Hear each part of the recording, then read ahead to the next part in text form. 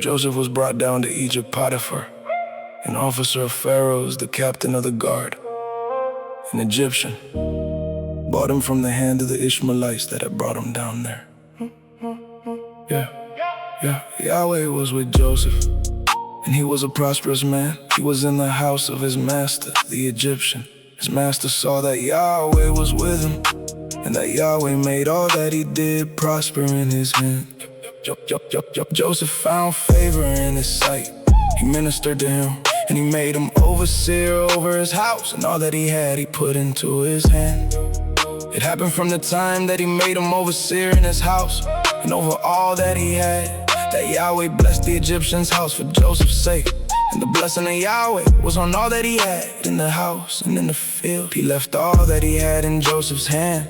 He didn't concern himself with anything except for the food which he ate. Joseph was well built and handsome. It happened after these things that his master's wife cast her eyes on Joseph, and she said, "Lie with me." But he refused and said to his master's wife, "Behold, my master doesn't know what is with me in the house, and he has put all that he has into my hand. He isn't greater in this house than I, neither has he kept back anything from me but you, because you are his wife. How then can I do this great wickedness and sin against God?" It happened that as she spoke to Joseph day by day, that he didn't listen to her, to lie by her or to be with her.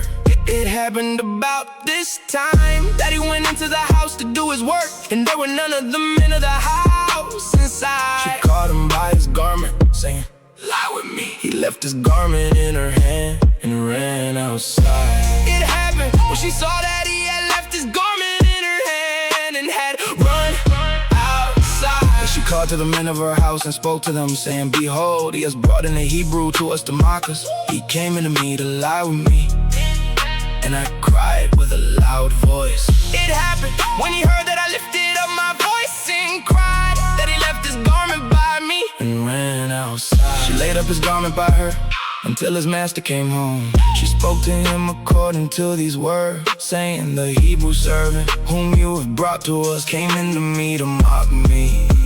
And it happened as I lifted up my voice and cried, that he left his garment by me and ran outside. It happened when his master heard the words of his wife, which she spoke to him, saying, "This is what your servant did to me," that his wrath was kindled.